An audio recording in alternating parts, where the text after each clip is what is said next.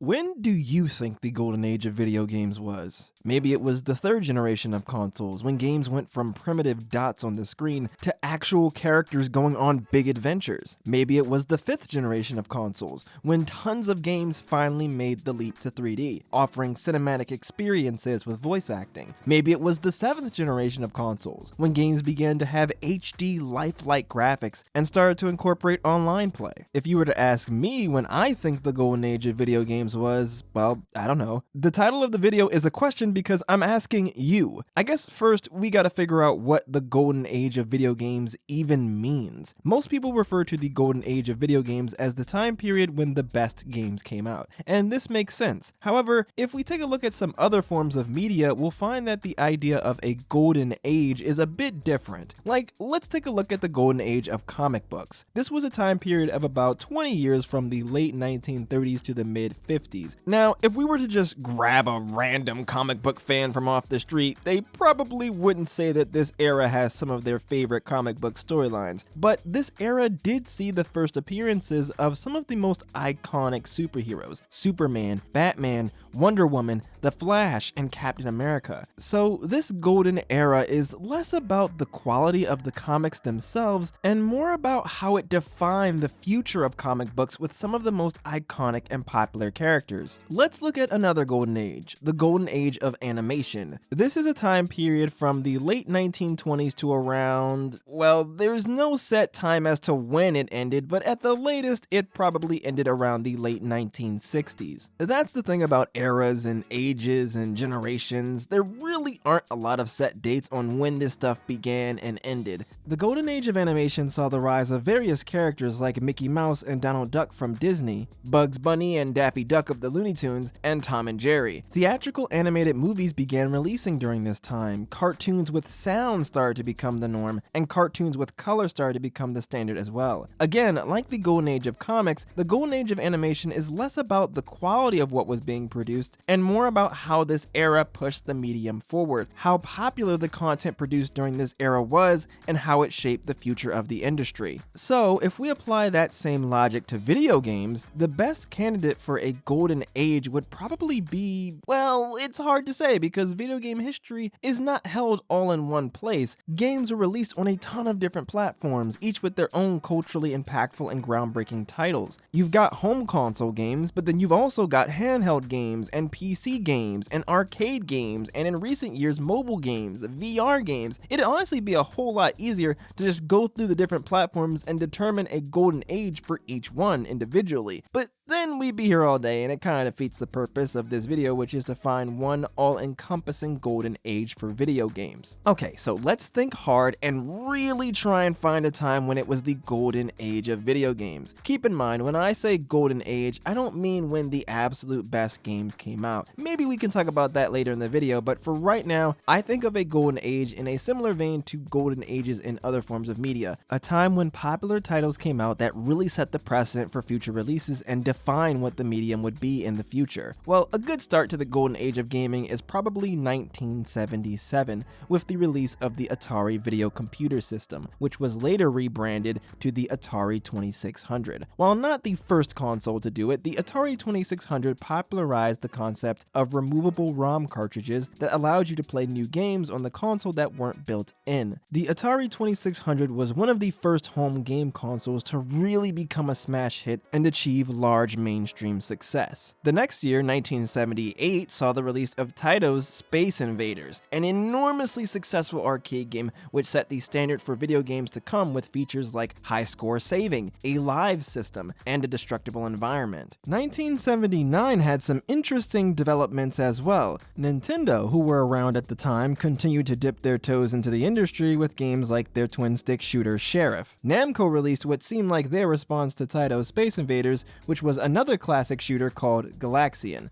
And Atari released a shooter of their own with their vector graphics smash hit, Asteroids. And even though it wasn't a shooter, even Sega got in the mix with their maze game, Head On. 1980 saw the debut of Pac-Man, one of the very first video game mascots. But not only that, 1980 also had one of the first action-adventure games, simply titled Adventure, for the Atari 2600, developed by Warren Robinette, who secretly credited himself in the game, making this one of the earliest known Easter eggs in gaming. 1980 also had Mystery House for the Apple II computer, which was one of the first horror games. 1980 also had the release of Rogue. Rogue's staple features of permadeath and procedurally generated dungeons inspired the roguelike/roguelite genre, which is still very popular to this day. 1980 also had the first ever Game & Watch game, which was one of the first popular handheld consoles. And if you thought 1980 was stacked, 1981 was no slouch either. 1981 gave us Ultima and Wizardry, which were landmark RPGs, Frogger, which was one of Konami's first big hits, and of course, last but not least, Donkey Kong, a pivotal game in the creation of the platformer genre that introduced the most iconic video game mascot of all time, Super Mario. I would say that this golden age of video games probably ended in 1983, when the video game industry crashed in North America. 1983 is actually a really good point to end the golden age because this was the same year that Sega released their first game console, the SG-1000, and it was also the same year that Nintendo would release possibly the most defining console in their repertoire of systems, the Family Computer, which would come to North America 2 years later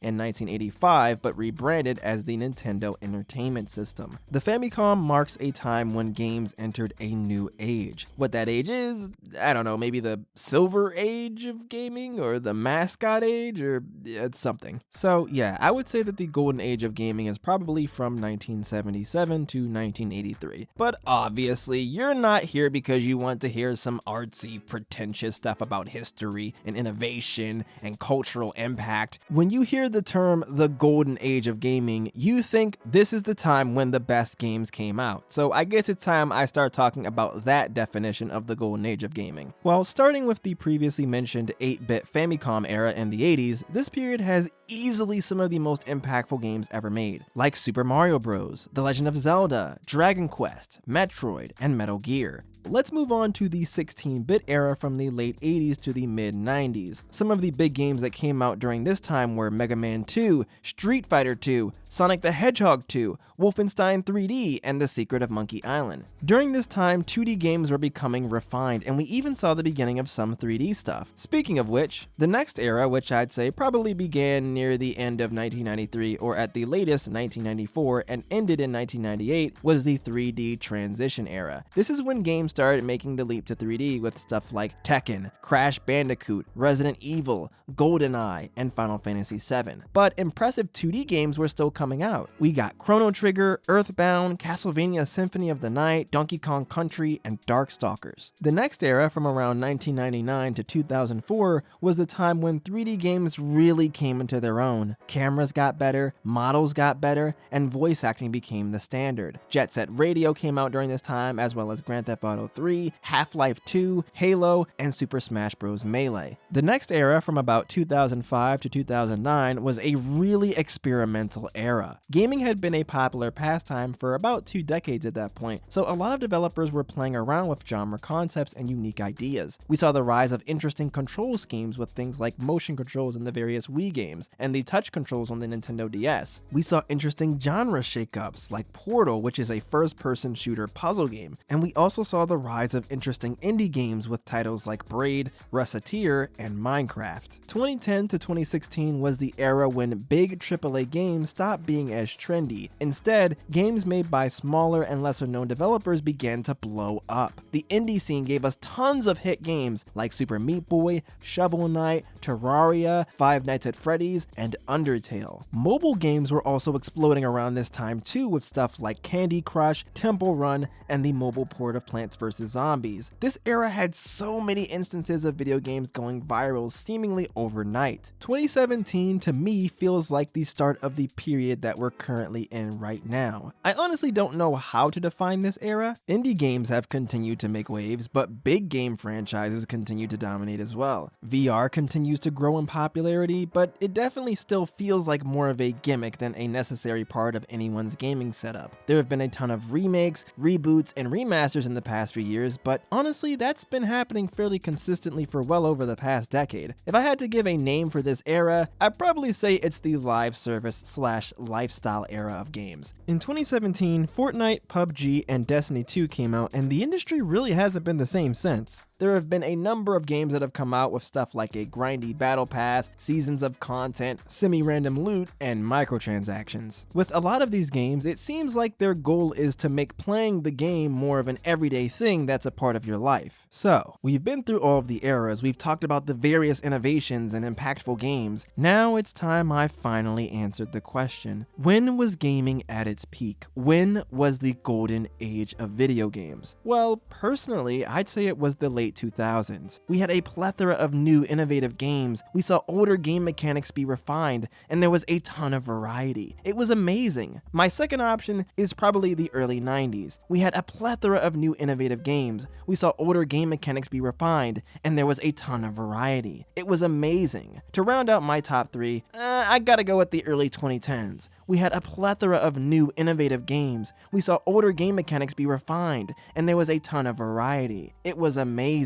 Are you starting to get my point? Chances are, the era that you think is the golden age of gaming is probably the one that you grew up playing games in. The era that you grew up playing games in is the one that shaped your tastes and what you like in video games. If you grew up in the 80s, you probably love the beautiful simplicity of games from your era. You probably think older games from the 70s are way too bare bones, and new games are way too complex and bloated with unnecessary mechanics. If you grew up playing games in the 90s, chances are you like that low poly 3D aesthetic. You probably think games from the 80s were graphically limited, and that games nowadays, while realistic, don't have the sense of style, color, and charm as the games from your era. If you grew up with games in the 2010s, you probably think that games of your generation have way more content and interesting stuff to do in them. You probably think that games from before this era lacked features and depth, and games coming out now are unfinished and have shady monetization methods. I guess the point of all this is to say that having any sort of legitimate discussion about the golden era of gaming